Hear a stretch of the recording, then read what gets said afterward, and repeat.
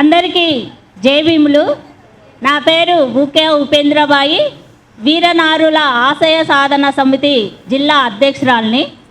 ఈరోజు సాకళ్ళ ఐలమ్మ వర్ధంతి సందర్భంగా, అట్లాగే మహిళా రాజకీయ రిజర్వేషన్లు, బీసీ మహిళా రిజర్వేషన్ల గురించి ఈ రాష్ట్ర సదస్సుకు వచ్చినట్టు మన పెద్దలు, మన ప్రతినిధులు, అక్కలు అందరికీ స్వాగతం, సుస్వాగతం. మహిళా రిజర్వేషన్ల గురించి మన అక్క లలితక్క, అట్లాగే లక్ష్మక్క, మన శ్రీనన్న ఎన్నో విధాలుగా చెప్పారు. అవన్నీ మీరు గుర్తుంచుకోవాలి. నిజంగా సీరియళ్ళకు అలవాటు పడకూడదు. సీరియల్ చూస్తే మనలో ఉన్న బుర్ర ఖరాబ్ అయితే కానీ మనకేమీ తెలియదు. కాబట్టి మన రిజర్వేషన్ల గురించి ఇంతగా చెప్పినప్పుడు మనం ఇప్పటి నుంచి సీరియల్ బంద్ చేసి నిజంగా మన రిజర్వేషన్లు మనకు ఉండంగా మనం ఎందుకు బానిసత్వంగా బతకాలి అని అర్థం చేసుకొని ఈ సదస్సు ఖమ్మం జిల్లాలో పెట్టాలి.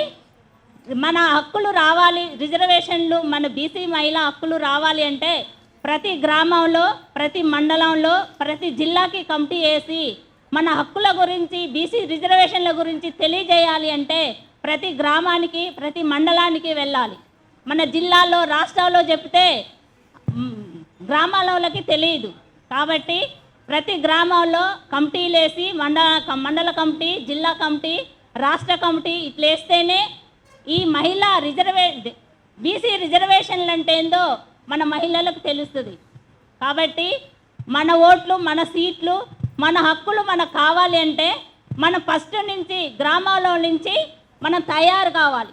వీరనారులుగా ప్రతి వాళ్ళు గొడవ పెట్టుకుంటే మనకు ఎన్నో మాటలు వస్తాయి, కానీ మాట్లాడాలంటే ఏమీ రాదు. కాబట్టి మనం మాట్లాడే ధైర్యం తెచ్చుకోవాలి. మన హక్కుల కోసం మనం ప్రతి ఒక్కరం కొట్లాడే ధైర్యం తెచ్చుకోవాలి. సాకలైలమ్మ 10,40,000 ఎకరాల భూములు పంచిచ్చింది. అలాంటి వీరవనిత గురించి ఇలా గొప్పగా చెప్పుకుంటున్నాం. మనం కూడా అలాంటి గొప్పగా మనం తయారు కావాలి. ప్రతి ఒక్క మహిళలో చైతన్యం రావాలి. ఎప్పుడు ఒంటింటికే బానిసని కాకూడదు, ఎప్పుడు సీరియళ్ళు టీవీల ముందే కూర్చోకూడదు. ఇప్పటి నుంచి మన అంబేద్కర్ గారు చెప్పినట్టు మన మహిళల రిజర్వేషన్, మన హక్కుల కోసం కొట్లాడిన అంబేద్కర్ గారి వారసత్వం కాబట్టి ఆయన చెప్పిన ఆశయాలు, మన వీరనారుల ఆశయ సాధన అంటే ఇది మామూలు కాదు.